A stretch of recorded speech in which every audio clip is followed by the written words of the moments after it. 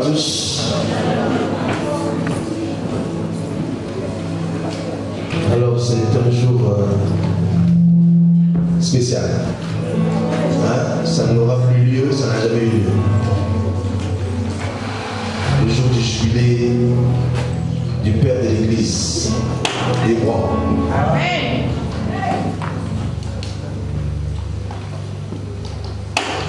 La Bible nous dit réjouissons avec ceux qui se réjouissent. Vous voyez, aujourd'hui, il est tout en blanc parce que c'est particulier pour lui. Il voulait être dans une tenue. Et la First Lady aussi est dans une tenue somptueuse. Quand je vois les couleurs, là, c'est bleu-blanc. Donc le mari en blanc et la femme en bleu. Ah, merci beaucoup de nous avoir conviés à ce. J'aurais pu dire festin, mais c'est aussi un festin puisque maintenant c'est la parole d'abord. Ensuite, ce qui nourrit la chair. Alors ce matin, je voulais profiter du fait que nous sommes dans le jubilé pour parler de ce que ça représente pour lui. Ça représente 50 années de vie, 50 années de douleur, 50 années de joie, de partage, mais 50 années aussi de recherche de quelque chose de somptueux, de meilleur, de merveilleux. Et il y a eu aussi, pendant ces temps de recherche, des barrières, des barricades, des tempêtes, des vents. Et toutes ces choses, par la grâce de Dieu, il a su les transpercer, les monter, les grimper. Et aujourd'hui, il est là. Alors, ce que je veux faire avec vous, c'est que nous puissions bénir le Seigneur. C'est d'ailleurs le thème que j'ai donné à mon message de ce matin. Bénissez le Seigneur en tout temps. Donc même pendant ce temps de jubilé, ça va être un moment pour nous de bénir le Seigneur. Bénissez le Seigneur en tout temps, rendez grâce à Dieu pour toutes choses et soyez reconnaissants même dans les douleurs. Je voyais l'ancien qui se débattait là pour essayer de faire lever même les chantres, voulait que les gens se lèvent et dansent et célèbrent. C'est dommage parce que nous en Afrique c'est pas comme ça. Hein? Ah oui, là vous êtes en train d'être gangréné par l'esprit francophone, européen et tout. Ceux qui font comme ça là. Même s'il faut danser là. Danse. Il y a un roi à qui Dieu a dit, voici l'homme selon mon cœur. Il n'y a pas eu de roi avant lui qui soit aussi élevé et certainement qu'il n'y en aura plus. Même si la reine Elisabeth a eu 96 ans, mais elle n'aura jamais cette grandeur qu'avait David. Mais la Bible dit que même son épouse l'a dédaigné parce qu'il a dansé, jubilé son Dieu. Donc danser pour Dieu, c'est pas mauvais. Ne faites pas le TTS. Vous connaissez ce que c'est? Qui connaissez ce que c'est le TTS? Très, très spirituel. Mais je pense que si tu danses trop, tu deviens moins spirituel. Ça dépend maintenant où tu danses. Oui, parce que si tu danses dans une boîte de nuit, je ne sais pas si... Oui, je me dis que tu es spirituel, mais spirituel pour quelqu'un d'autre. Parce que là aussi, c'est la spiritualité. N'oubliez pas que Satan, c'est un esprit. Et nous aussi, nous sommes des esprits, parce que notre Dieu est un esprit aussi. Mais le Seigneur nous a conviés à faire les choses telles que lorsque nous allons quelque part pour célébrer avec quelqu'un ou avec un frère qui se marie, une soeur qui se marie ou un enfant qui célèbre son anniversaire. Voyez-vous, il y a même des enfants qui célèbrent le premier anniversaire, le tout premier. Pourquoi on le célèbre? Bon, en général, ce n'est pas lui qui le célèbre, ce sont les parents qui se disent quelle grâce, parce qu'il y a des enfants qui n'atteignent pas un an. Ah oui. Voilà pourquoi pour toutes choses, nous devons rendre grâce à Dieu. Et pour toute journée que nous passons, nous devons dire Seigneur, gloire à toi. Amen. Gloire à toi. Alléluia. Amen. David, dont j'ai parlé tout à l'heure, je vais le lire dans le psaume 34.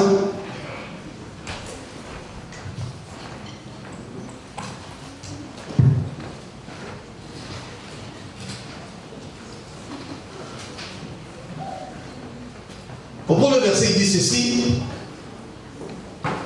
Je bénirai l'Éternel en tout temps. Sa louange sera toujours dans ma bouche. Toujours.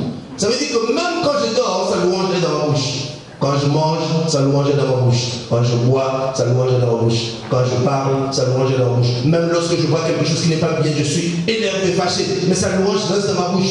Afin que je ne puisse pas pécher, parce qu'il est écrit, si tu te mets en colère, ne pêche point.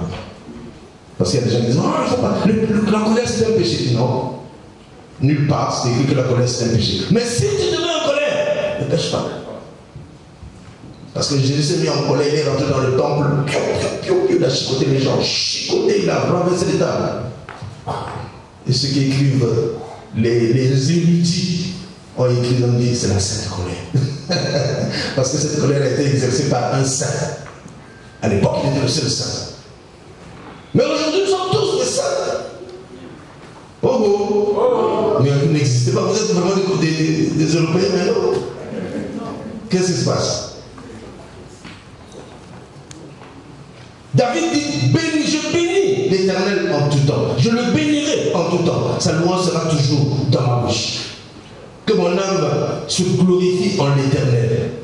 Que les malheureux écoutent et se réjouissent. Écoutent et se réjouissent. Alléluia. Vous savez, quand David dit ça, c'était au sujet de quoi?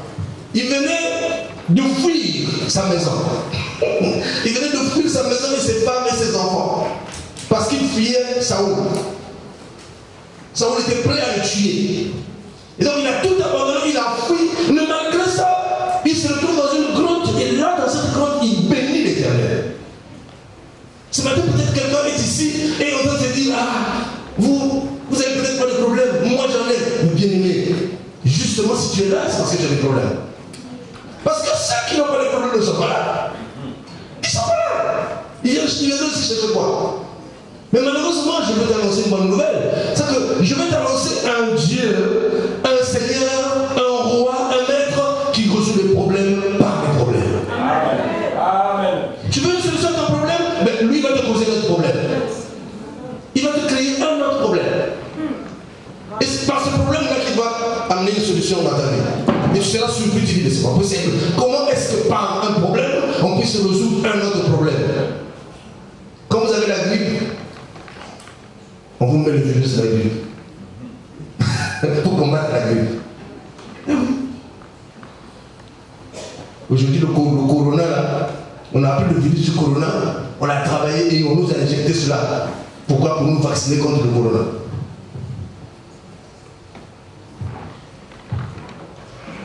Ce ne sont que des tricheurs, mais aussi des copies. De toute façon, cette intelligence a été donnée par Dieu. Alléluia. L'apôtre Paul lui aussi a dit quelque chose de très bien, j'aime bien.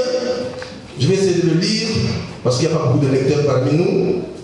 Comme je l'ai dit tout à l'heure, on est tellement franchisés. Nous allons lire 1 Thessaloniciens chapitre 5. Je crois que quelques-uns parmi nous le connaissent déjà, verset 18. Je pense qu'il y a quelqu'un qui avait déjà dit ça. 1 Thessaloniciens chapitre 5. Et le verset 18. Il dit, rendez grâce en toutes choses. Est-ce qu'on peut lire ensemble la partie qui suit? Let's go. Car c'est à votre égard la volonté de Dieu en Jésus-Christ. Waouh. Rendez grâce en toutes choses. Donc, quand tu as, rends grâce. Quand tu n'as pas, rends grâce. Quand tu réussis, rends grâce. Quand tu échoues, rends grâce. Quand on te critique, rends grâce. Quand on te reçoit, rends grâce. Quand on te rejette, rends grâce. Quand on te chasse, rends grâce. Quand on fait du bien à quelqu'un, pendant que toi tu assistes, alors que toi tu attendais ce bien, rends grâce pour celui à qui on a fait du bien. Ah, ça on n'aime pas ça. On aime qu'on nous fasse à nous. Parce que nous devenons le centre de la terre. On n'aime pas qu'on parle d'un tel. Pourquoi on parle toujours d'un tel? Pourquoi ah, moi je ne l'ai plus là-bas. Tu vas chez eux là-bas, ils parlent toujours d'un tel. C'est comme si moi je n'existais pas. Oui, Jésus est venu sur terre, il a fait comme s'il n'existait pas. Mais pourtant, c'est lui qui a créé tout ce qui est sur la terre. Mais ceux qui sont la créature ne l'ont pas reconnu. La Bible dit qu'ils l'ont rejeté. Mais il a dit, Seigneur, pardonne-leur, parce qu'ils ne savent pas ce qu'ils font. Wow.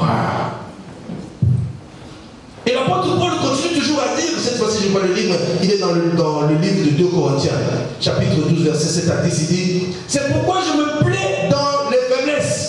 Vous voyez, beaucoup de gens ne se plaisent pas dans leurs faiblesses. Quand ils sont faibles, ils disent, ah, si j'avais un tel comme ministre, si j'avais un père comme ministre, si j'avais un père président, ah, si je pouvais être à côté de tel homme d'affaires, à côté de tel dignitaire. Non, ce n'est pas tellement important ces choses. Il y a des gens qui sont plus heureux parce qu'ils sont dans la forêt. Allez poser la question à un pygmée, est-ce que ça lui plairait de vivre dans un palais? Il vous dira, qu'est-ce que j'en fous dans un palais? Dans la forêt, moi j'ai des légumes, j'ai le feu avec lesquels je me soigne. Pendant que vous êtes en train de mourir de froid ici, Dieu lui a donné la capacité, lui a donné ce qu'il faut dans la forêt pour se protéger, pour se nourrir, tout lui a apporté de l'air. Amen. Alléluia. Amen. Il ne va pas chercher l'hôpital, on ne va pas chercher l'avion pour l'évacuer. Est-ce que se sont-ils exterminés? Non, ils sont là. Allez dans les forêts, allez voir les pygmées. Mais regardez quand ils se retrouvent pour se loger. Ils ont remarqué dans la table, ils font du feu et ils dansent. Amen. Vous pensez que c'est que vous qui dansez parce que vous avez mis de beaux costumes. Lui, il a un cache-cesse. Peut-être même de feuilles, je ne sais pas, de bananier qu'il a mis, qui est autour des reins. Et après ça, il danse. Mais vous n'en faites pas. Quand il danse, il transpire. Posez la question s'il est dans la joie. Mais vous dites non, extrême joie. Amen. Oui. Réjouissez-vous dans toutes les circonstances, les bonnes comme les mauvaises. Or, nous voulons nous réjouir. Ah, si j'ai réussi quelque chose, on fait la fête. Voyez-vous, il y a un homme de Dieu qui nous disait, l'église aujourd'hui fait trop.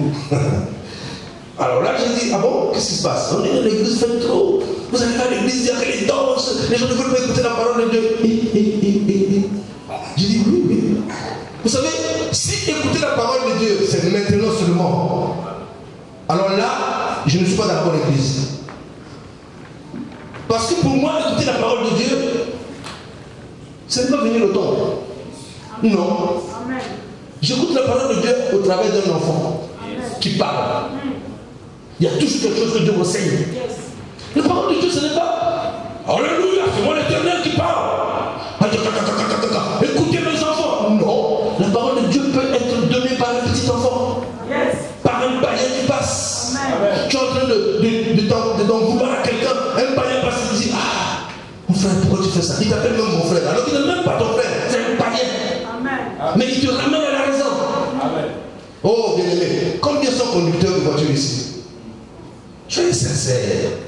Vous savez comment vous comportez au volant de vos voitures?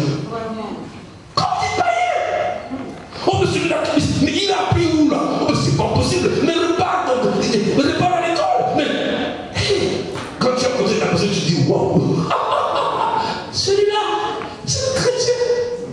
Frère, il y a quelqu'un qui est en train de faire qui crée un gros embouteillage devant toi. Bénis le Seigneur. Amen. Tu vas être en retard. Bénis le Seigneur parce que si tu t'es parti avant, peut-être qu'il y a un accident de route. Amen. Rends grâce. Comme le Seigneur dit dans la grâce en toutes choses, c'est en toutes choses. T-O-U-T-E-S. Toutes choses. Rendez grâce. Alléluia. Amen. Tu es en bonne santé, rends grâce. N'envie pas ceux qui sont en bonne santé te disent, ah, si j'étais comme eux. Ah, Ngoyao, Bango. Oui, Bango, mais entre toi et toi.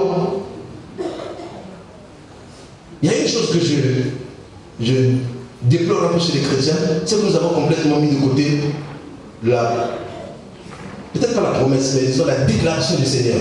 Il est écrit dans les Écritures que le Seigneur Jésus-Christ nous a guéris. Est-ce qu'il est dit qu'il nous guérira? Est-ce qu'il est dit que quand nous allons prier, il nous guérira? Non. Il est écrit qu'il nous a guéris. Depuis combien de temps? Avant que toi et moi nous naissions. Il y a 2000 ans, non, disons, il y a 3000 ans, Esaïe a prophétisé sur lui. Et quand il prophétisait, il a dit qu'il a guéri. Donc, ça veut dire que le gars nous a guéris avant même que même Esaïe même n'arrive.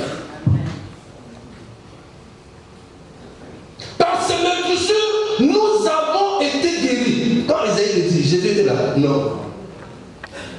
Jésus arrive, il dit, je suis allé, j'ai été frappé pour vous, j'ai été injurié pour vous, on a craché sur moi pour vous, afin que lorsque vous, qui auriez mérité la sanction, la punition, vous ne soyez pas puni, mais que vous soyez dans la bénédiction du Père. Alléluia. Amen. Oh, j'aime ça. C'est pourquoi l'apôtre Paul, il dit, j'aime bien comment il écrit ça, il dit, c'est pourquoi je me plais dans les faiblesses, les outrages, les calamités, même les calamités. Les calamités, vous savez ce que c'est une calamité? C'est quelque chose de grave. Imaginez-vous quelqu'un qui est parti au travail, on l'appelle au téléphone, on dit ta maison vient de prendre feu, et tous tes enfants et ta femme sont brûlés. Une calamité. Et la Bible dit que tu dois rendre grâce. Est-ce que c'est possible que l'homme, une personne, un homme fasse une chose pareille? Si, Job l'a fait.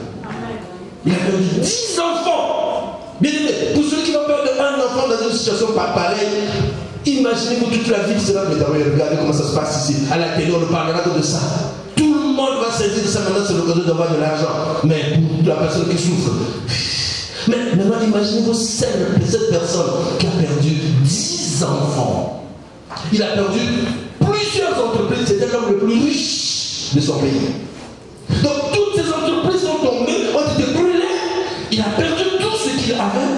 Il est devenu le plus pauvre de la ville. Mais il continue à dire, l'Éternel a donné, l'Éternel a repris. Qu'il soit béni. Waouh! Est-ce que nous faisons ça? Nous les TTS.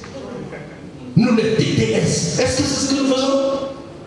Mais nous sommes les premiers à critiquer. Quand vous voyez quelqu'un dans une certaine faiblesse, parce que la chair, quelquefois aussi, elle sollicite. Ah, ma femme, voilà ce qui se passe. Ma femme m'a dit ça. Ma femme, mon mari, il y a une fille là qui a dit ceci. Mais la fille a fait quoi? Ah non, mon mari. Ton mari, tu dis bien ton mari. Ça reste ton mari. Mais le fait seulement que la femme a appelé, pour toi c'est fini. C'est comme si on avait déjà dit ton mari, c'est fini. Tu es dans ton deuil. Mais là, le Seigneur dit, rends grâce. Amen. Rends grâce. Parce que, vous savez, maintenant je tiens le micro. Vous tous me regardez. La vedette ici, c'est qui? C'est moi. Amen. Moi, je ne vous connais pas tous. Il y a plein de gens qui sont là que je ne connais pas. Mais vous me voyez, et en sortant d'ici, vous allez certainement dire que, bah, j'étais quelque part, il y a un homme là qui a prêché, on l'appelle Yoshua Ngoma.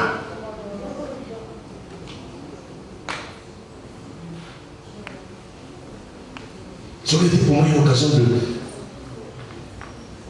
m'enorgueillir, de monter les épaules. Mais l'apôtre Paul dit ceci, il dit, pardon, excusez-moi. Ouais. Il dit, c'est pourquoi je me plais dans les faiblesses, dans les outrages, les calamités, les persécutions, les détresses pour Christ. Car je suis faible. Quand je suis faible, c'est alors que je suis fort.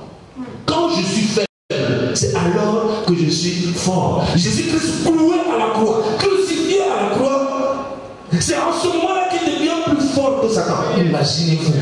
Il a été sur la terre, chassant les démons, faisant toutes choses, mais il n'a pas pu faire quoi que ce soit sur Satan. Mais quand il est monté sur la croix, dans cet état de faiblesse, c'est là qu'il a décidé, Père, j'ai tout accompli. Donc Satan lui-même a été terrassé. Dans quelle position? Dans la position de faiblesse. Réjouis-toi, toi qui es faible. Réjouis-toi. Quelqu'un peut dire des choses sur toi. Ça c'est quel état? Non, tu devais te venger, tu devais faire des choses. Dieu a dit, à moi la vengeance, à moi la rétribution. Est-ce que toi, rends grâce, réjouis-toi. Amen.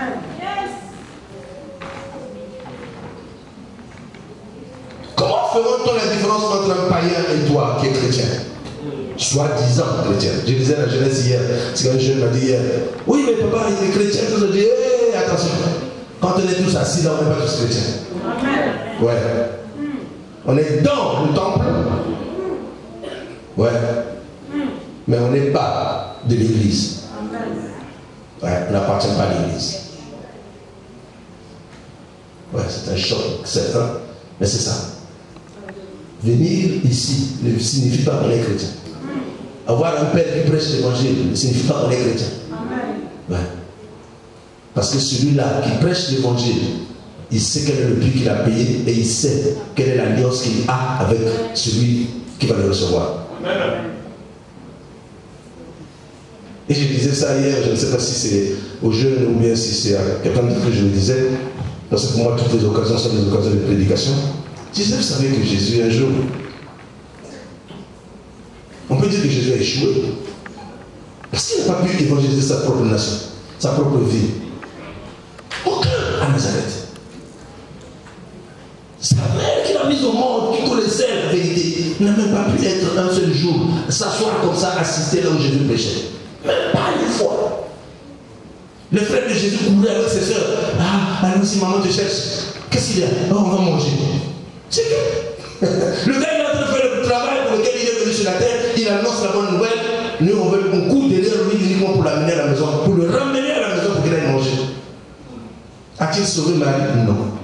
A-t-il sauvé Jacques, son frère, Simon, Jude et toutes ses sœurs? Non. Mais lorsqu'il est sur la croix, lorsqu'il est crucifié, dans cet état de faiblesse, il regarde à Jean, il regarde à sa mère, il dit, à partir de cet instant, femme, il coupe la relation entre sa mère et lui. Il dit, maintenant, c'est la divinité qui est montée, parce que je suis élevé. Le divin est là. Toi, tu n'es plus ma mère, tu es maintenant une femme, au même titre que toutes les autres femmes. Tu es obligé de chercher le salut. Amen. Cherche le salut. C'est pas parce que tu vas donner naissance. C'est pas suffisant. Oh, cette Vierge Marie, tu es la heureuse. Heureuse de quoi? Si tu n'as pas le salut, tu n'es pas heureuse. Amen. Les gens ont beau l'appeler la bienheureuse. Chez nous en Afrique, là-bas, on lui a fabriqué même des statuettes en bois, on se balade comme ça dans les rues. La bienheureuse Marie. Elle ne sera bienheureuse que lorsque elle aura donné sa vie à Jésus. Donner sa vie à celle à qui elle a donné la vie. Quel paradoxe. Oui. Les choses de Dieu sont tellement complexes. Je vais terminer par une histoire, petite histoire qui est dans la Bible. Je l'aime trop cette histoire. Parce que c'est une histoire qui est dramatique, mais à la fois très instructive. C'est l'histoire de Joseph. Je ne sais pas si je demande de temps parce que aujourd'hui c'est la fête, on ne va pas. C'est pour ça que j'ai dit que la prédication c'est pas ici. Hein, la prédication c'est à la maison, tu prends ta Bible, tu lis. Ah oui. Il y a un passage là que j'ai lu tout à l'heure, en amont il est dit priez sans cesse. 1 Thessaloniciens 5, verset 17. Priez sans cesse. Maintenant, si je vous pose la question, est-ce que pendant que moi je suis en train de prêcher, vous priez? Toi tu pries? Moi je prêche. Est-ce que toi tu es en train de prier? Ah ben, c'est ce que tu penses sans penser. Mais si tu as le Saint-Esprit, pendant que tu es assis en train d'écouter la parole de Dieu, le Saint-Esprit prie à ta place. Amen. Et il te donne des idées et il te montre comment est-ce que la chose que tu ne comprenais pas, que maintenant tu puisses la comprendre et que à ton tour, tu puisses la donner à quelqu'un d'autre. Oh ouais, choc. Parce que vous savez, il y a des choses quelquefois, tu n'as pas besoin d'aller à l'école biblique. Parce que moi, contrairement à tout ce que les gens peuvent penser, j'ai essayé d'aller à l'école biblique parce que mon père spirituel me l'a demandé. Mais quand j'en suis sorti, j'ai regretté d'avoir passé mon temps là-bas. J'ai passé 2 années dans l'école biblique. Oui, c'est vrai, la théologie, on apprend, tout ça c'est bien, mais la meilleure théologie, c'est l'école de Dieu. L'école de Dieu, c'est l'expérience. Voilà pourquoi Jésus-Christ prend les disciples avec lui, il les amène avec lui, il dit venez suivez-moi. Il n'a pas dit asseyez-vous, écoutez, il est dit, il est écrit. Ça c'est les pharisiens qui disent ça. Les pharisiens ils mettent les touches, asseyez-vous là, prenez vos stylos, écrivez. Mais Jésus lui dit, toi viens, suis-moi, toi viens, suis-moi, toi viens, suis-moi, toi viens, suis-moi. Et pendant que vous le suivez, il ne vous dit rien. Lui, il mange avec les prostituées. Il mange avec les gens de mauvaise vie. Il boit. Et vous, comme ça, discutez entre vous. Mais le type là, semble-t-il qu'il est le saint. Mais pourquoi peux-tu se mettre avec des gens de ce genre? Il lui dit non.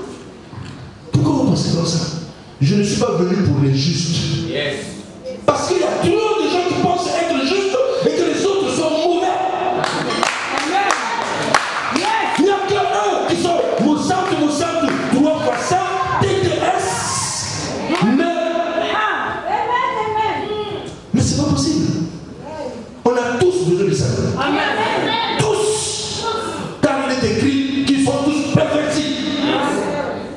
Il n'y en a pas un seul. Jésus était le seul. Au point de Marie, il a fallu que Jean évangélise Marie. C'est Jean qui a évangélisé Marie. C'est Jean qui a baptisé Marie et les frères de Jésus. Parce que depuis la croix, il a dit, Jean, voici ta mère. Et la Bible dit qu'à partir de cet instant, Jean a pris Marie et ses enfants avec lui. Pour faire quoi? Pour leur enseigner ce que son propre fils lui a appris. Alléluia. Alors, l'histoire dont je voulais parler, c'est de Joseph. Belle histoire. Mais l'histoire dramatique. À 12 ans, parce que tu as donné un rêve, tu as expliqué un rêve à quelqu'un, à ton propre père, tu lui dis, papa, explique-moi le rêve là. Voilà, je vais te faire un rêve. Ma toison était là debout. Et il y avait 11 toisons qui étaient là, qui couraient devant ma toison. Son père qui était sage, parce qu'il ne s'appelait plus Jacob, mais il s'appelait maintenant Israël. L'esprit d'Israël, il a sondé, il a dit, cet enfant-là, il s'est passé quelque chose. C'est pas pour rien qu'il l'aimait trop. C'est vrai qu'il l'aimait parce qu'il avait eu avec Rachel, mais il y avait quelque chose de particulier chez eux. Le rêve, quand il revient 2 fois, c'est qu'il vient donner la confirmation. Et ce rêve revient pour la 2e fois. Et cette fois-ci, l'étoile, le soleil et la lune. Et puis, les 11 étoiles, les 10 étoiles plutôt. Non, 11 étoiles. Les 11 étoiles. Et lui, il était là. Les étoiles se courbaient devant lui. La lune et le soleil aussi se courbaient devant lui. Mais quand il explique ce songe, qu'est-ce que ça lui a coûté? Le rejet. Première chose, le rejet. Qui s'est réjoui avec lui? Personne. Même pas son père. Pourtant, l'esprit lui a quand même affirmé quelque chose dans le premier rêve. Mais dans le deuxième rêve, il va dire, faut-il que ta mère et moi, nous puissions nous incliner devant toi? C'est quoi ça, petit? Tu commences à exagérer là. Depuis quand ça se passe comme ça? Si je suis père, où est l'honneur que je vais dire?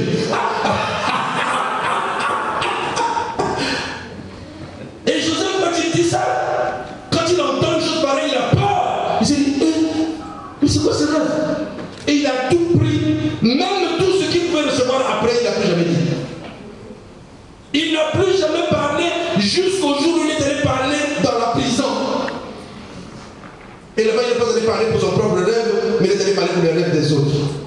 Ça veut dire quoi? Quand Dieu te donne l'esprit des révélations, il te donne aussi l'esprit d'interprétation. Ouais. Tu ne peux pas avoir une révélation et sans que l'Esprit de Dieu ne vienne compléter, te donner l'interprétation de cela. Alors Joseph a donc été jeté dans un puits par ses propres frères. Ils ont dit non, on ne peut pas le tuer parce que c'est notre sang. Ça n'est pas bien. Donc ça veut dire que même eux aussi, ils avaient quand même conscience qu'ils étaient des enfants de Dieu. Donc ils ne devaient pas faire une chose pareille. Alors ils ont dit, ne faisons pas ça. L'histoire de Joseph, pour ceux qui veulent bien le lire après, pour ceux qui aiment bien lire, vous regarderez Genèse chapitre 37, et puis ça va jusqu'au chapitre 45. Donc chapitre 37, il y a beaucoup à lire, donc je ne peux pas lire. Ce n'est pas possible. Mais dès le début, il est jeté dans le puits. Donc ils ont décidé, au lieu de le tuer, on le jette dans le puits. Et puis les animaux viendront le manger. Et on dira, papa, les animaux l'ont mangé. C'est pas nous. Amen.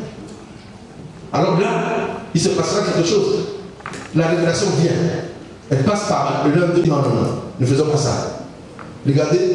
C'est pour ça que je vous ai dit, on est grâce en toutes choses. Peut-être que Joseph dans le puits, parce que je ne suis pas sûr qu'il était en train de crier, Yaya ne me laisse pas, comment tu l'appelles déjà? Ruben ne me laisse pas. Donc il n'a pas crié les noms de ses frères, parce que tous c'était ses frères. Mais il a regardé à son Dieu, et le Dieu a créé une situation. Le type qui résout le problème par les problèmes. il amène une caravane des Ismaélites qui passaient, et ils sont arrivés, ils ont dit, un reçoit la révélation, il dit, au fait, pourquoi on va le tuer? On peut même gagner de l'argent. Et profitant de cette occasion, on le vend, il disparaît avec ses songes, et non, on a l'argent. Et c'est ce qu'ils ont fait. Donc voilà que ceux qui l'ont vendu, ils ne pouvaient pas s'attendre à ce qu'ils le revendent un jour. Alléluia. Donc il y a des gens qui te ont fait du mal un jour, qui se sont dit, ah c'est bien, comme il est parti en Europe aussi, c'est bon, c'est fini. L'homme en question là, il est maintenant moi, il est laissé dans la ville ici. S'il est à Kinshasa ou à Brazzaville ou à Cotonou ou à Libreville ou je ne sais où. Non. Mais pour Joseph, c'était quand il arrive dans la ville où il a été vendu, parce que Dieu résout le problème par les problèmes, il a envoyé son esprit toucher celui qu'il avait acheté. Et qu'est-ce qu'il fait? Il l'élève comme majordome dans sa maison. Majordome dans sa maison, ça veut dire qu'il n'y a que lui et sa femme et plus personne. Tous les autres, pourtant il est étranger. Un, il est étranger. Deux, il est esclave. Mais il lui donne le pouvoir de gérer sa maison, de gérer elle et sa femme. Jusqu'au jour où la femme, voyant tellement le Saint-Esprit, vous savez comme nous travaillons là, le Saint-Esprit nous fait prier. Moi quand je regarde, je me dis, quand tu prêches cette fois, je me dis, non, de toi-même tu n'aurais pas fait ça. Mais le Saint-Esprit te fait dire des choses qui vont te faire aimer. Mais quand ça te fait aimer, il y a des gens qui veulent se dire, non, moi je sais aussi, il faut que je trouve un défaut sur elle, que je dise au pasteur. Comme ça, quand il va la mettre dehors, je vais la remplacer. Mais comment voulez-vous qu'une femme qui est mariée par le patron, qui a le patron comme mari, va aller s'amouracher d'un esclave? Même pas un travailleur, c'est-à-dire un autochtone de la ville, mais un esclave. Elle s'amourache, et voilà l'esclave qui lui dit non, je ne ferai pas une chose pareille. Loin de moi une chose pareille. Mais ça fait quoi? Je dis, il a dit non. Imaginez-vous, il aurait pu accuser la femme. Il aurait pu aller voir Potiphar pour lui dire, Potiphar, ta femme est mauvaise, ta femme veut te tromper avec moi. Mais moi j'ai refusé. Mais il n'a pas accusé. Vous savez pourquoi? Parce que l'Esprit de Dieu ne change pas. L'Esprit de Dieu qui était dans Joseph, qui n'a pas permis à Joseph de ne pas accuser, c'est l'Esprit qui était en Jésus, qui n'a pas permis à Jésus d'accuser Pierre. D'accuser Pierre. Parce que Pierre a renié le Seigneur. Mais qui des disciples a su que Pierre a renié le Seigneur? Personne. Personne. Mais le jour où Jésus sort devant tout le monde, Pierre sort le pied, il tombe dans l'eau, il nage, il arrive là. Mon Seigneur, maître. Jésus dit, ok, lève-toi comme ça, on va régler tous les problèmes qui étaient passés là. Parce que je t'ai caché trop longtemps. Il pose la question, en fait. Pourtant, ils sont nombreux. Pourquoi il ne pose pas la question à Jean, même tu, à Matthieu, même tu? Non, non. Il dit à Pierre, au fait, Pierre, tu m'aimes? Pierre, tout de suite, oh, maître. Moi là, ah, tu sais combien je t'aime? Ok. Il parle, il s'est embrouillé. Quelque temps après, viens. Même tu, oh, Seigneur, tu sais que je t'aime. Qu'est-ce que tu veux que je fasse? Je t'aime. Pierre se dit, bon, c'est tellement rien. C'est juste qu'il voulait vraiment être rassuré. Jésus mange, il mange, quelques temps après il dit encore, Pierre, la troisième fois, m'aimes-tu plus que ceci? Bon, Seigneur, bon, je sais, la vérité c'est que toi tu sais toutes choses. Alléluia. En réalité, Pierre ne voulait pas dire à Jésus qu'il sait qu'il l'aime pas ou il l'aime un peu. Non, il sait qu'il l'a renié. Parce que tu as renié. 3 fois de suite, tu as dit ne pas m'aimer. 3 fois. Et là aussi, 3 fois, il lui a fait répéter même tu, même tu, même tu. Donc les 3 fois, il s'est repenti de son péché. Alléluia. Amen. Et là, pour terminer avec l'histoire de Joseph, c'est que celui-ci se retrouve en prison où il va interpréter un rêve, et de la prison, le voilà qui devient Premier ministre. J'aime bien l'histoire de Premier ministre, d'esclave Premier ministre. Parce qu'en Afrique, on ne se bat pour ça. Aux États-Unis, Barack Obama est devenu président de la République. Sans problème. Mais c'est un noir. Mais chez nous en Afrique, un noir, parce qu'il est né à Kakamweka et qu'il est venu dans une autre ville, Kinshasa ou Brazzaville, pour venir diriger, pour venir, il a vécu là, tout le monde l'a vu, pour il veut être président de la République, c'est fini. On lui sort toutes les histoires du monde. La citoyenneté, ça sort maintenant là. Il y a que nous qui faisons ça. Parce qu'on ne sait pas de l'origine de tous les présidents français. Si c'est des vrais termes gaulois, je ne crois pas. Je ne crois pas. Mais ici, la tragédie de cet homme m'a amené à comprendre une chose.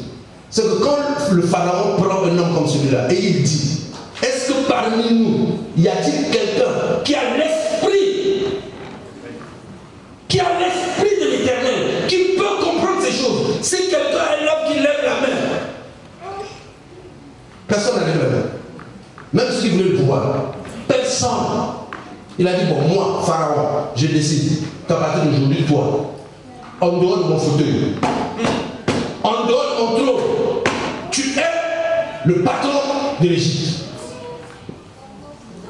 Donc, bien aimé, le Seigneur peut créer une situation où tu vas te retrouver dans un pays où tu ne comprends même pas comment tu es arrivé là. Attends-toi, parce que Dieu ne fait rien au hasard. Amen. Attends-toi quelque chose. Amen. Oui. Et je suis rentré dans la maison du pasteur et j'ai dit, mais moi je suis venu en Europe avant toi, mais je ne peux pas imaginer que je ne puisse pas avoir. Attends, j'ai toujours rêvé d'avoir un palais à moi comme ça. En plus, c'est grand, avec des annexes et tout, et même un terrain de basket. Je dis, et quand tu regardes l'histoire, quand tu me racontes l'histoire, comment il avait la maison, c'est vraiment Dieu qui fait ça. Alléluia. C'est pour ça qu'aujourd'hui, c'est une raison pour lui de pouvoir dire, Seigneur, je te bénis. Amen. Et je te rends des actions de grâce. Parce que ce n'est pas donné par hasard. Ce n'est pas son argent. Ce n'est pas sa beauté. Ce n'est pas, oh non, non, non, parce qu'il a intéressé quelqu'un. Au contraire, il y a eu même des gens qui étaient décidés à ne pas lui donner ça. Mais quand Dieu dit que je t'ai levé, sa parole peut être de plus en plus. Alléluia. Joseph devient premier ministre. Mais il y a quelque chose, c'est que la douleur de Joseph, regardez, d'abord, comment ses frères le maltraitaient, comment on le jette dans le puits, la peur qu'il a eue, ensuite il sort du puits, on le prend, on le jette en esclavage, il ne savait même pas qu'est-ce qu'il allait devenir. Est-ce qu'on allait envoyer dans les champs travailler? Il a eu la grâce du Seigneur qui l'a accompagné dans la maison de Potiphar. Mais de là, la femme de Potiphar l'envoie en prison. De la prison, une prison pour laquelle il n'a pas fait quoi que ce soit. Tu peux aller un jour en prison. Tu peux être un jour accusé de quelque chose que tu ne connais pas. Mon frère, ma soeur, réjouis-toi. Amen. Je ne dis pas non, parce que la personne est ça c'est pas se réjouir. Ça c'est pas comment on appelle ça en lingala. Comment vous appelez ça? Vous les femmes, hein? Quand quelqu'un est en train de parler, en train de dire, voilà, dis-toi, tu te dis, bon, ça, c'est pas la joie. Ça, c'est un peu ironiser, je ne sais pas. Un peu se moquer de la personne comment. Mais, voilà. Mais pour nous, quand une personne te critique, te juge, te condamne, dis Seigneur, ici on ne t'a pas dit d'aller écrire un livre. Non, on t'a dit de bénir le Seigneur. Amen. La personne t'a critiqué, ne veut même pas t'entendre parler. Il n'y a pas de souci. Toi, bénis l'Éternel. Bénis l'Éternel. Et la Bible dit rends grâce en toutes choses. Parce que rendre grâce veut dire Seigneur, je te remercie pour cette opportunité que tu m'as donnée de pouvoir m'humilier. Amen.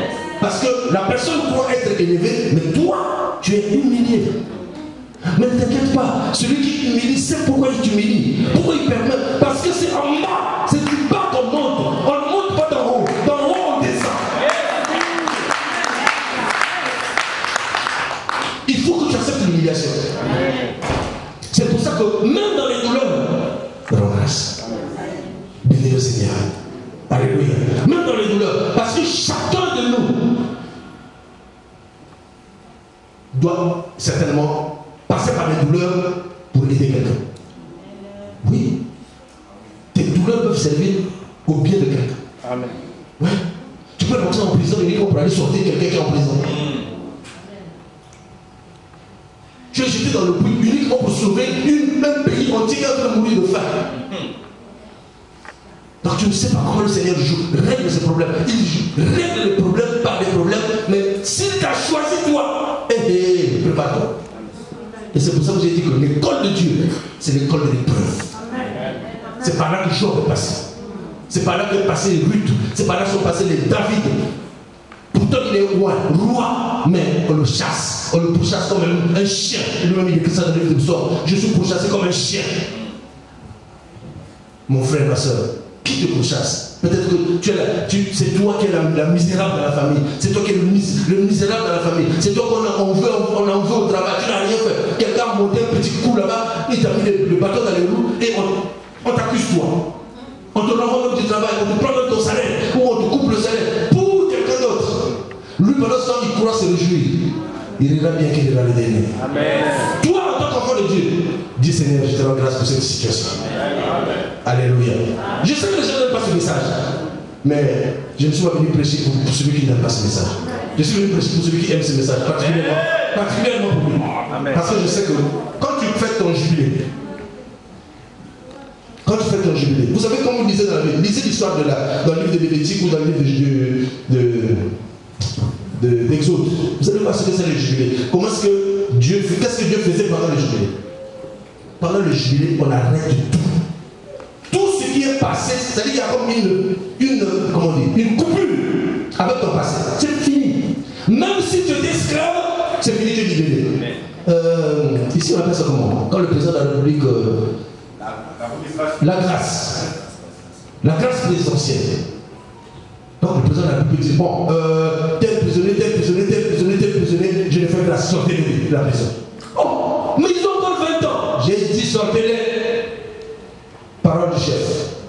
Or nous avons celui qui est venu et qui a déclaré, je suis venu vous apporter une année de grâce. Amen. Amen. Une année de grâce. Donc nous sommes dans l'année de grâce. Amen. Quiconque est réellement enfant de Dieu, fils de Dieu, chrétien, est dans la grâce. Amen. Et si tu es dans la grâce, ne t'occupe pas de ce qui se passe autour de toi. Amen. Demeure ferme, parce que très souvent, on a tendance à pencher un peu à gauche, on se dit, ah, peut-être que c'est lui qui a raison. Non, si tu sais que ce que tu fais est juste et droit, fais-le. Amen. Fais-le, même si ta chair doit en souffrir. Souffre. Amen. Amen. Comment la femme de Job peut-elle venir dire à son mari, maudit Dieu, tu viens d'où? Mais Dieu, c'est terrible. Maudit Dieu et meurt. Bon, au lieu de dire maudit Dieu et demande-le de te restaurer. Non. Elle dit maudit Dieu et meurt. Mais toi-même, maudit-le et meurt. Les enfants nous appartenaient à nous deux. Le business nous appartenait à nous deux. Bon, maintenant tout ça c'est parti. Toi tu me dis de maudire que je meurs et que tu restes.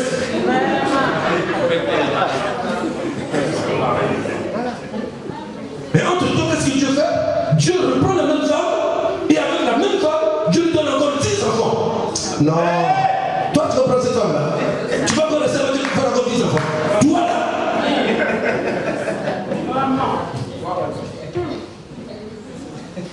Rends grâce.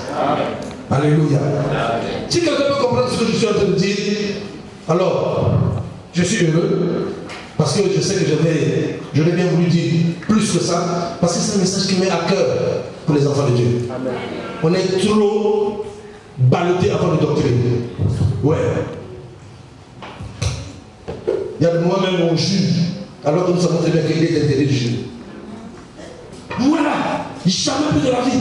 De toute façon, je ne dirai plus bonjour. De toute façon, c'est pas lui qui me nourrit. C'est moi qui vais chez lui pour manger. Non, mais c'est pas ça. La vie, c'est pas ça. Les gens qui ont tué Jésus là, Jésus a demandé chez eux, même pas. Ils lui ont donné un peu, même pas. Rien. Comme ça, c'est comme Gaël, ils l'ont tué. Mais il fallait qu'il le tue. Parce que s'il n'était pas mort, toi et moi, on ne serait pas là. Donc voilà pourquoi j'ai dit, voilà le Seigneur, le Dieu qui résout les problèmes par les problèmes. Il tue son propre fils pour te sauver toi. Amen. Oh, gloire à Dieu. Merci Seigneur. Pasteur, viens, je prie pour toi.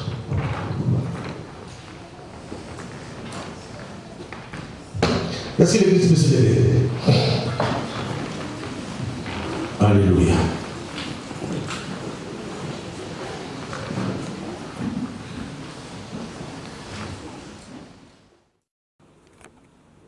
Je veux te faire une offrande. C'est pas grand chose. C'est le symbole là que je veux que tu comprennes. Parce que n'oublie pas que l'offrande que Gédéon avait fait à l'ange de l'Éternel, c'était juste un petit pain qu'il avait préparé de l'ennemi. Moi, je fais une offrande qui est le symbole de 50. Ça dit, je donne 50 €. C'est pour les 50 ans à venir. Donc, prépare-toi à vivre 100 ans.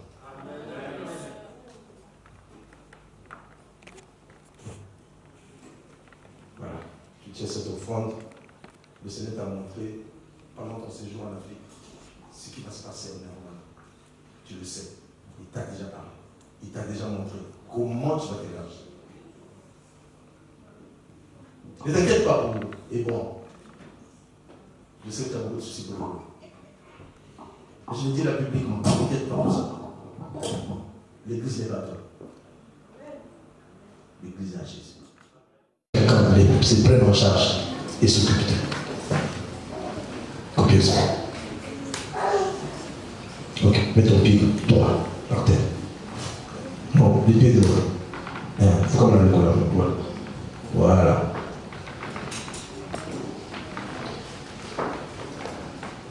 Seigneur, le premier pas que nous prions pour courir, nous nous mettons à genoux sur un pied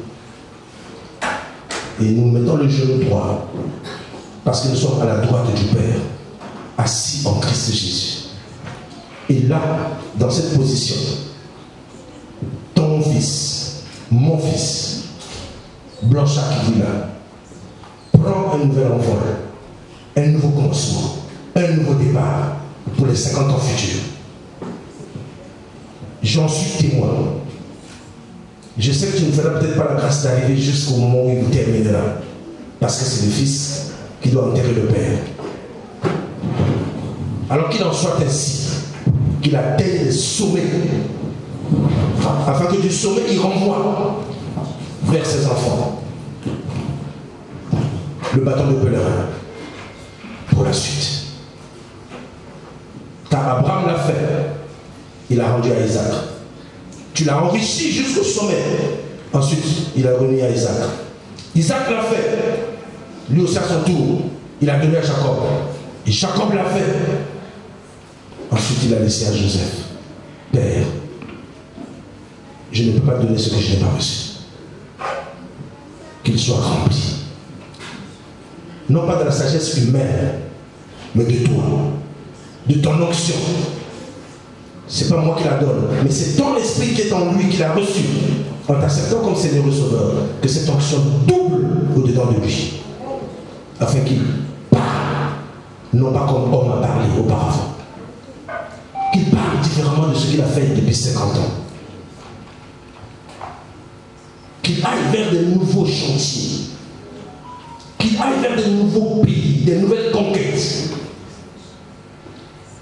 Que les territoires nouveaux lui soient octroyés. Seigneur, il n'a pas besoin de combattre. Hier, David combattait, mais aujourd'hui, toi tu as combattu pour nous. Et nous sommes plus que victorieux. Alors, fais-le rentrer dans la gloire. Fais-le rentrer dans la conquête que tu as acquise pour lui. Pour son jubilé, qu'il entre dans cette conquête.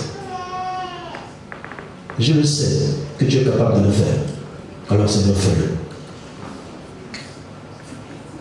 Je me souviens encore que tu m'as rappelé que ne t'ai-je pas dit que si tu parles, j'exécuterai ce que tu diras.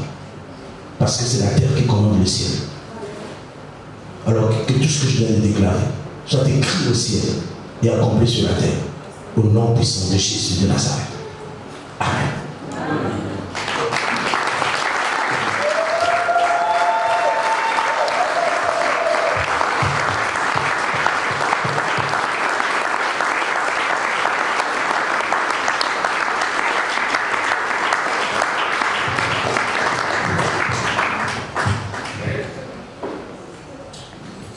Io il modérateur, c'est toi qui prends. D'accord.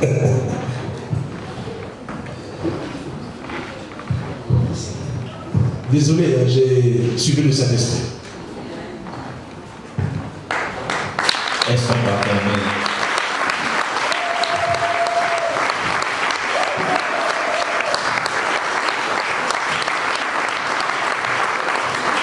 Amen. Il est vivant. Gloire à Dieu. Je suis dans la joie. Amen. Je n'ai pas beaucoup de choses à dire. Je dirais tous merci à Papa Ngoma. Amen. Déjà pour la parole. Et ce matin, nous sommes encore bénis. Et personnellement, je suis encore béni. Amen. Amen. J'étais, je crois que j'étais avec l'ancien François le vendredi soir avec le évêque général de Lokamba. Et il a tenu que l'église des réveils du Congo soit représentée en ces jours. Et il a délégué 2 de ses collaborateurs qui sont là avec nous. Il y a le révérend Jean-Marie David Bravo, local.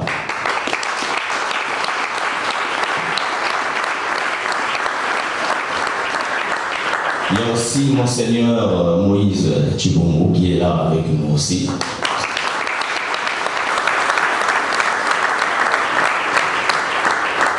Ce qui est merveilleux, que j'ai eu tellement de cadeaux avec eux aussi, au nom de l'église des réveils. Merci pour vos cadeaux. Et je vais donner d'abord la parole au révérend Bravo qui va nous parler pendant 10 minutes. Et après Monseigneur prendra la parole. Est-ce qu'on peut acclamer le Seigneur? La parole. Est-ce qu'on peut acclamer le Seigneur?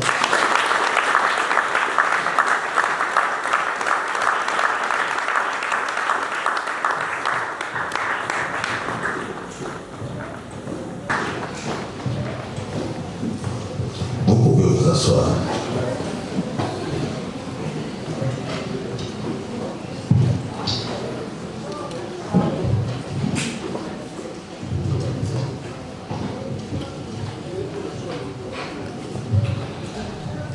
Je veux bénir Dieu parce que il y a des moments importants que Dieu lui-même planifie. Et il y a des choses que Dieu fait pour nous, quand bien même nous puissions refuser. Je vous salue tous au nom puissant de Jésus-Christ. Non, je veux bien que vous puissiez bien recevoir mes salutations. Recevez mes salutations en acclamant le nom de Jésus-Christ.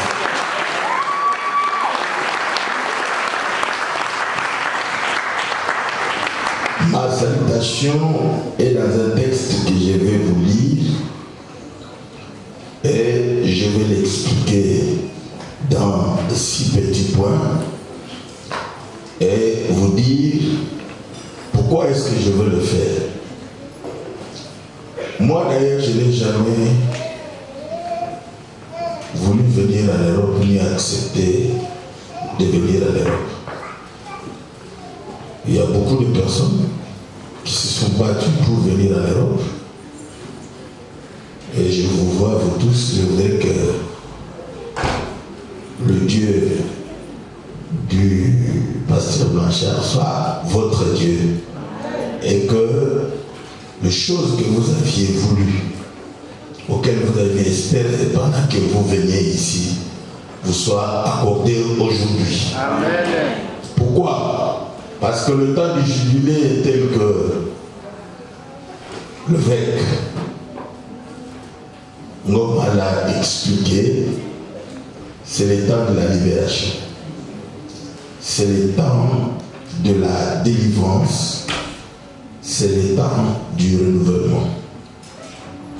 Un de mes professeurs, le très magnifique Chibong Chichikou, de heureuse mémoire parce qu'il est déjà mort, de l'Université nationale du Zaïre, l'UNASA, m'avait dit qu'avant l'âge de 45 ans, de 50 ans, si on n'a rien fait, on ne fera plus rien. Mais quand on a atteint cet âge-là, ça devient l'âge des commentaires. Ça veut dire on commente ce qu'on a fait.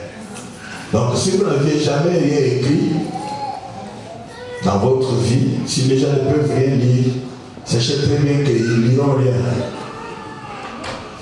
Voici, quand je parle avec le révérend Blanchard, en quittant Athènes, parce que j'ai dit à son éminence, le président évêque général, le prophète Israël de Lokamba, quand nous sommes arrivés à Athènes, on est parti en Corinthe, et puis je me dis, je ne parle pas en France.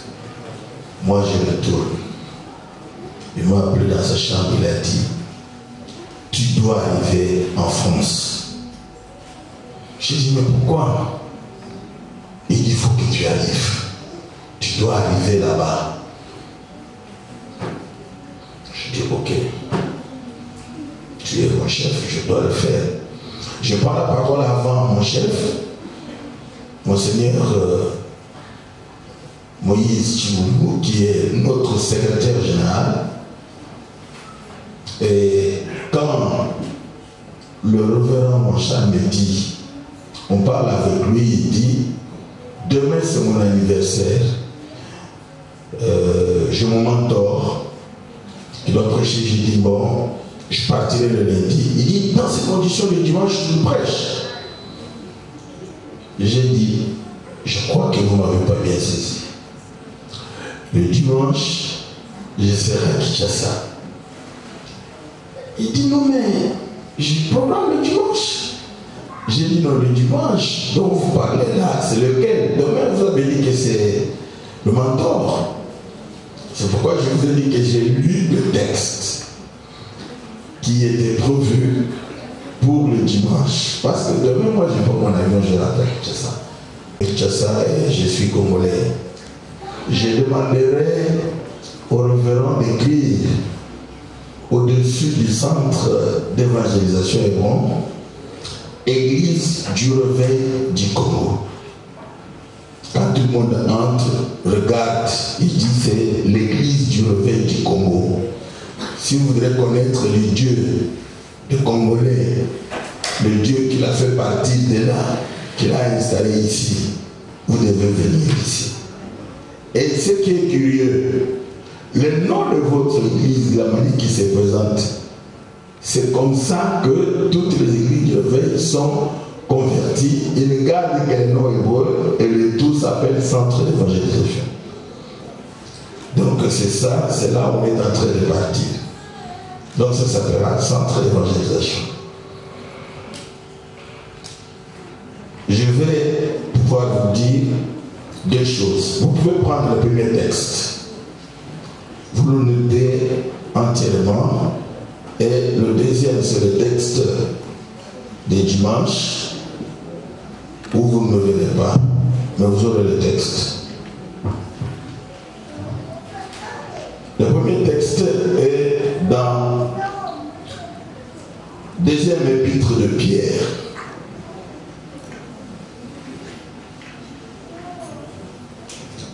Chapitre 1, de verset 1 jusqu'au verset 12. Je le lirai entièrement et je vous dirai 6 choses. Dans mes minutes qu'on m'a donné là, je les gérerai très bien. Vous ne pouvez pas vous en faire. Le texte du dimanche, où je ne serai pas avec vous, je le lis entièrement. Il se présente dans Colossiens chapitre 1, verset 11.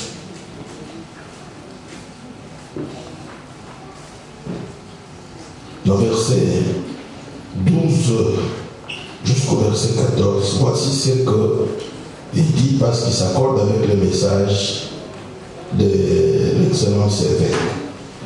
Rendez grâce au Père qui vous a rendu capable d'avoir part à l'héritage de saints dans la lumière, qui nous a délivrés de la puissance des ténèbres et nous a transportés dans le royaume du Fils de son amour, en qui nous avons la rédemption, la rémission de péché. C'est le texte du dimanche où je ne serai pas là. Que Dieu bénisse sa parole. Maintenant, le texte de notre salutation. Simon-Pierre, serviteur et apôtre de Jésus-Christ, à ceux qui ont reçu en partage une foi Dieu même plus que la nôtre, par la justice de notre Dieu et du Sauveur Jésus-Christ. Que la grâce et la paix vous soient multipliées par la connaissance du Dieu et de Jésus notre Seigneur. Comme sa divine puissance nous a donné tout ce qui contribue à la vie et à la piété, au moyen de la connaissance de celui qui nous a appelés par sa propre gloire et par sa vertu, lesquels nous assure de sa part le plus grande et le plus précieuse promesse, afin que par elle vous deveniez participants de la nature divine, enfuyant la corruption qui existe dans le monde par la convoitise. Je veux qu'on puisse noter, à cause de cela même, faites tous vos efforts pour joindre à votre foi la vertu, à la vertu la science, à la science la tempérance, à la tempérance la patience, à la patience la piété, à la piété l'amour fraternel, à l'amour fraternel la charité. Maintenant je vais insister, car si ces choses sont en vous et ils sont avec abondance, elles ne vous laisseront point oisifs ni stériles pour la connaissance de notre Seigneur Jésus. Mais celui en qui ces choses ne sont point est aveugle, il ne voit pas de loin et il a mis en oubli la purification de ses anciens péchés. C'est pourquoi, frères, appliquez-vous d'autant plus à affermir votre vocation et votre élection, car en faisant cela, vous ne broncherez jamais.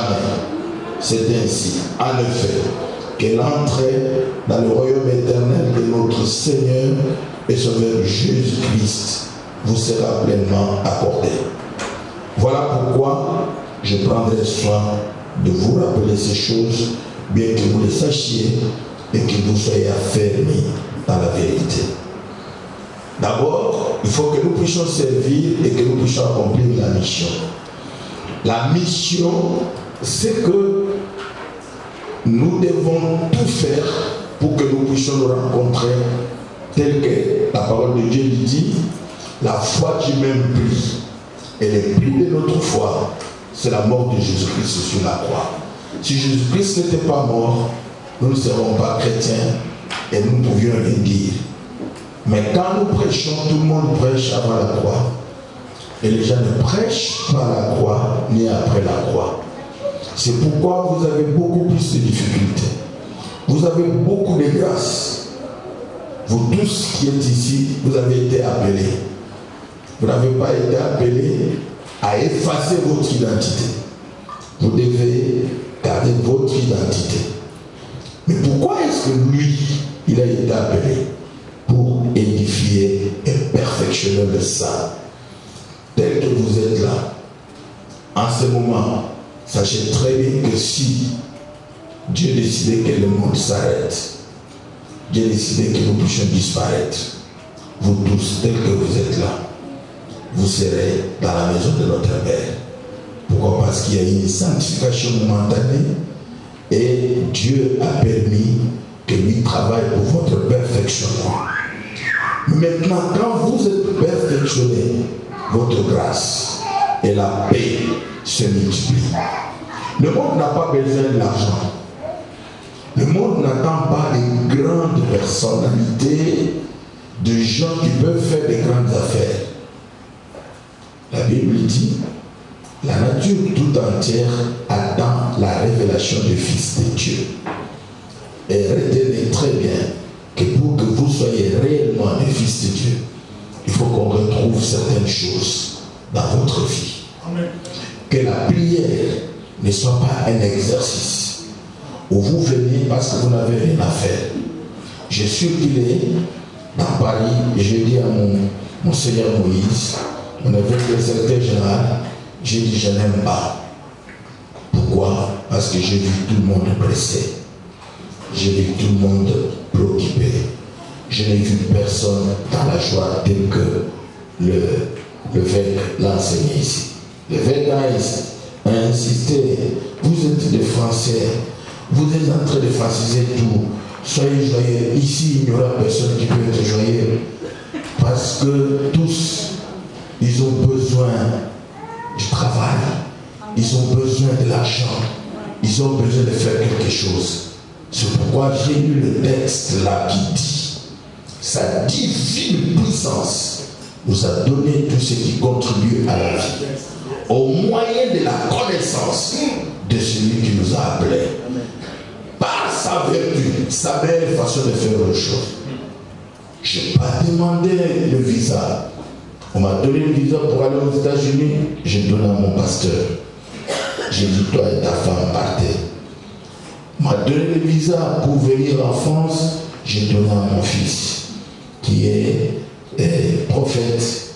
Il est à Saint-Étienne. J'ai dit vas-y. On me dit mais on te donne des visas, pourquoi tu refuses? J'ai dit je ne prendrai pas le visa pour aller quelque part. Mais là, mon évêque général, le président évêque général, l'éminence de Kamba m'a forcé. Je lui ai même dit je n'ai pas de passeport, le passeport est en train de terminer. Il dit pas question, tu dois avoir. Et j'ai dit mais les passeports sont terminés là-bas. Il dit c'est pas à toi qui peux me dire ça. Prends l'argent, va chercher. Et je suis allé comme les portes ne sont jamais fermées. Dans mon pays, aucun lieu, personne ne peut fermer les portes. Parce qu'il n'y a aucune porte qui peut être fermée. La plus grande porte, c'est la porte de la présidence. C'est là où on ne peut pas fermer parce que le président sortant, j'ai prié pour lui dire tu seras là tout le temps. Jusqu'au moment où tu termines. C'est lui qui vient, j'ai dit, il y aura beaucoup de fraude, mais tu seras proclamé président. Donc il n'y a personne qui peut me fermer la porte, personne ne fermera. Amen. Et je suis allé, on m'a donné le visa, et on m'a donné le passeport. Dès que le passeport était terminé, on dit non, comme c'est toi, on va te donner. Notre église, je suis venu au nom de l'évêque général, avec le secrétaire général, pour vous confirmer que c'est vous qui êtes le représentant de l'église du réveil ici. Amen. En France. Et que on vous appellera désormais l'ambassadeur plénipotentiaire de l'église. Je vais donner une ligne offrande parce que tel que nous sommes venus ici, nous devions chercher à construire. Amen. Et parce que nous avons trouvé, je donne l'argent de chez nous. Cet argent de chez nous, c'est une pierre qui va occuper la recherche des autres pierres. Amen.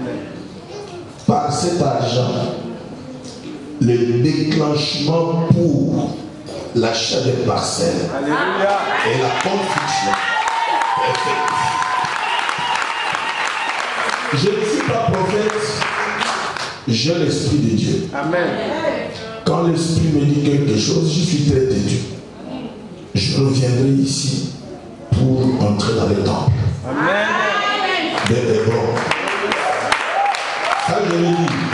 Je posais la question à l'ancien quand l'Esprit était en train de me parler, parce que pendant la nuit, pendant que j'étais en train de prier, j'ai vu de blanc et de noir en train de se donner de briques et de construire.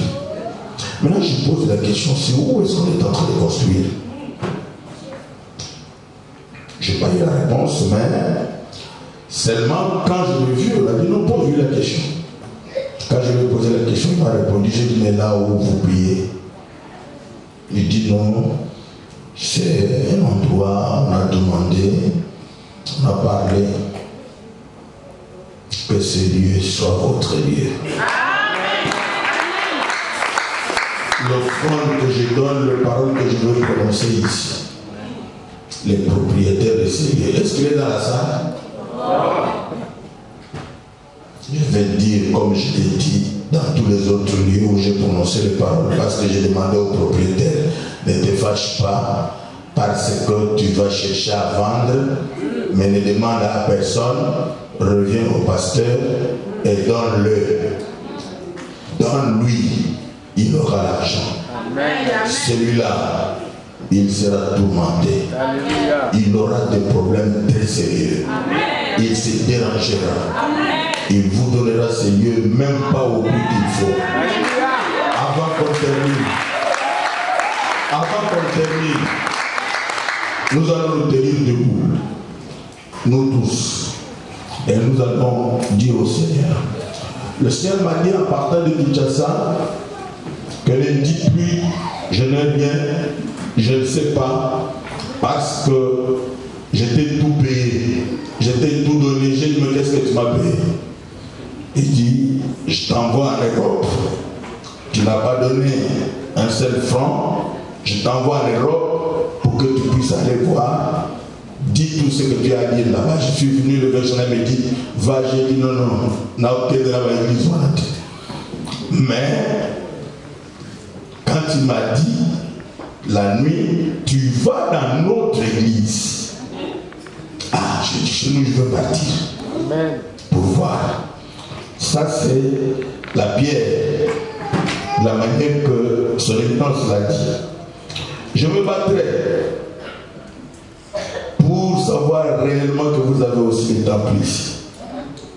Je ne tombe pas. Quand je dis quelque chose, je sais de quoi je parle. Amen. Et vous-même, vous aurez ces lieux. Amen. Et les autres lieux. Levez la main et répétez les termes après moi. Amen. Vous allez le dire en lingala. Tatanza me alors merci. Totondi yo pona bulu na yo. Otindi mosali na yo. Na mboka oyo. Asepela kite.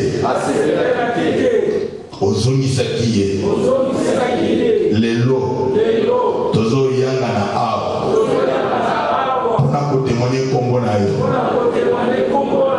Oye kotinda bravo. Aboyaki. Mokonzi. Oyo telemisi. Dodo kamba Israël. Oyo zana posa. Ya komona temple. Na mboka nyonso ya Europe. Alobi na ye. Na Moïse Chibumbu. Bokende komona église na biso. Église na biso. Ezali ndako na biso te. Lokola bayandele. Baza kotonga epa na biso. Biso mpe tokotonga. Nzambe okozwa lokumu. Levez vos mains, remerciez seulement le Seigneur sur maintenant tout ce qu'il va accomplir. Vos deux mains. Dis-lui, Seigneur, merci pour ces lieux. Merci parce que nous devons voir ces lieux. Et nous aurons notre lieu. Parce que toi, tu es notre Dieu. Ces lieux ne nous échappera pas. Tu tourmenteras celui qui l'occupe parce que tu as dit que tu nous donneras même les trésors des marchands. C'est pourquoi nous voudrons que tu puisses accomplir les grandes choses. Nous te remercions parce que tu es Dieu. Au nom de Jésus-Christ, notre Seigneur Sauveur. Amen. Amen. Acclamez pour le nom de Jésus-Christ.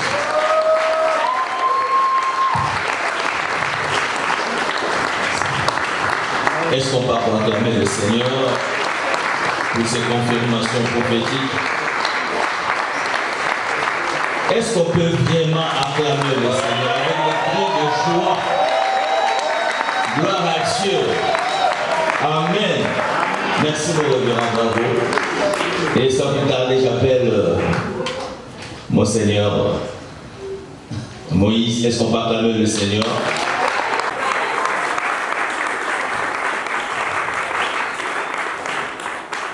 Nous pouvons nous asseoir.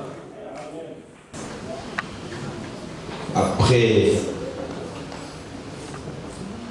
cette grande prédication de Bishop Goma et l'intervention de Révérend Bravo,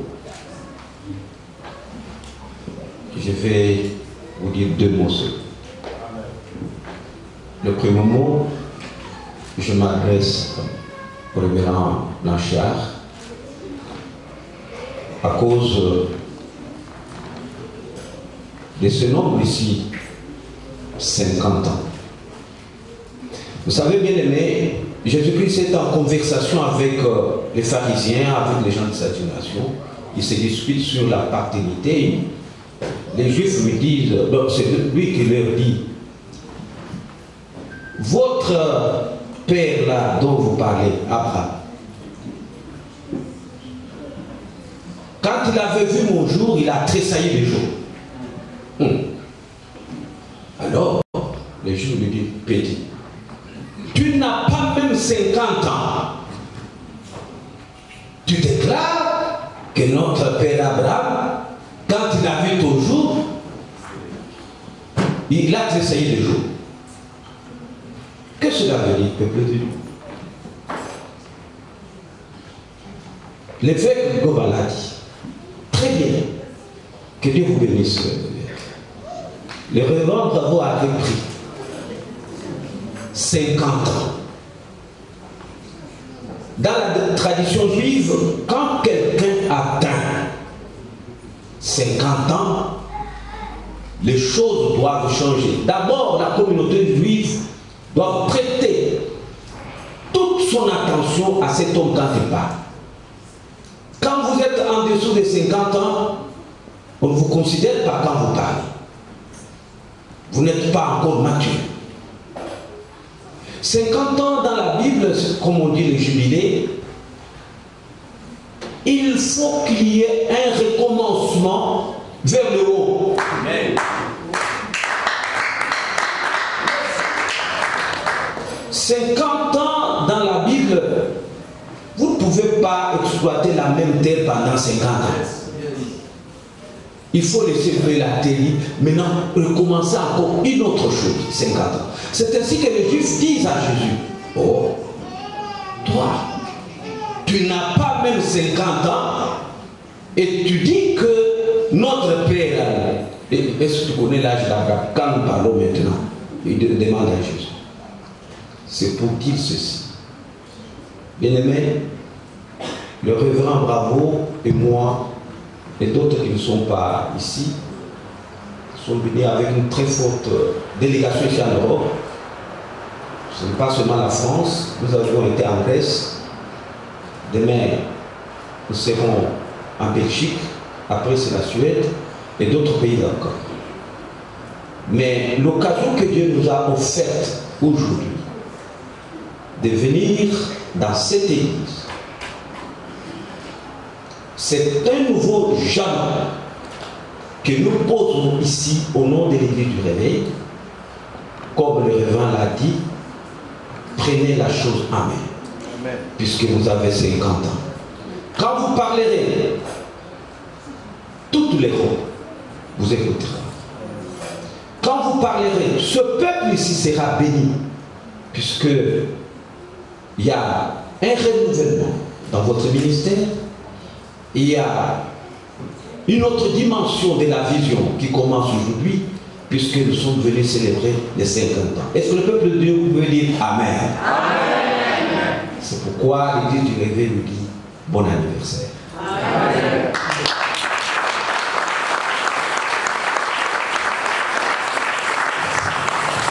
Mon deuxième mot s'adresse à vous, peuple de Dieu.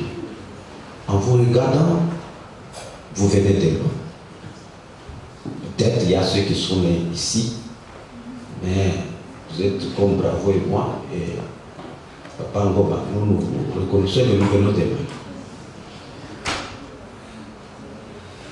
En Babylone, ceux qui étaient partis en Israël pour faire la déportation, enlever tout ce qu'ils avaient, ils font un rapport au roi babylonien. Ils disent, ô roi, que tu ne vivras jamais. Là où vous nous avez envoyé, il y a de l'or, il y a des diamants, il y a de l'argent, il y a toutes sortes de bonnes choses. Mais la chose qui nous a frappé, c'est ce peuple-là. Un peuple différent des autres peuples sur la terre. Même ici chez nous en Babylone. Nous avons vu des personnes, surtout des jeunes gens, puisque je vois ici le 88% de ceux qui sont dans cette salle, c'est la jeunesse. Il dit que nous avons vu des jeunes gens, très beaux de figure, des femmes que vous n'avez jamais vues. Ça, ce sont les Babyloniens qui se disent et qui font un rapport à leur chef. Un peuple intelligent que vous n'avez jamais vu, capable de résoudre beaucoup de problèmes dans notre société ici. Le diamant, non, ça existe, mais c'est un peuple intelligent. Et ce peuple-là, nous avons pris un échantillon.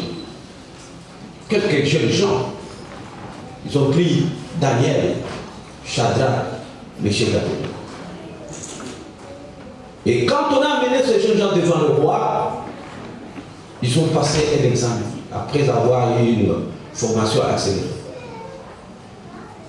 Le jour des examens, ce peuple a prouvé de quoi ils sont capables sur une terre étrangère. La Bible dit, pendant qu'ils passaient les examens, ils étaient 10 fois plus intelligents que leurs examinateurs.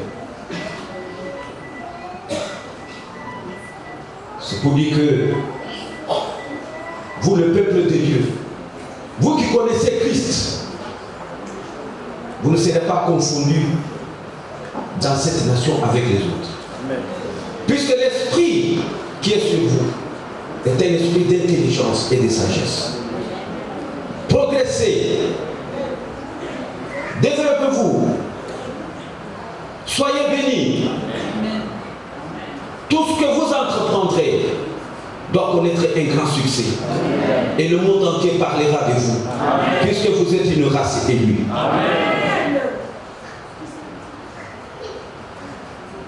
Vous savez que ces gens-là étaient une grande bénédiction pour la nation. Ils les avaient accueillis. Comme j'avais dit, je ne prendrai pas beaucoup de minutes. Écoutez, à tel point que le roi est en train de fêter avec ses collaborateurs, avec toute sa famille. Il y a une main qui sort du mur. Il écrit, mais personne, aucun sorcier babylonien, aucun professeur d'université de Babylone était capable de lire cette écriture-là. Mais cette race élue que vous êtes capable de lire ce que personne ne peut lire et donner l'interprétation exacte. C'est pourquoi ne perdez pas votre foi. Ce n'est pas pour rien que Dieu vous a amené dans ce pays. Amen. Soyez une bénédiction pour ce pays. Amen. Et soyez aussi une bénédiction pour le reste de l'Église dans nos nations respectives. Amen. Que Dieu vous bénisse.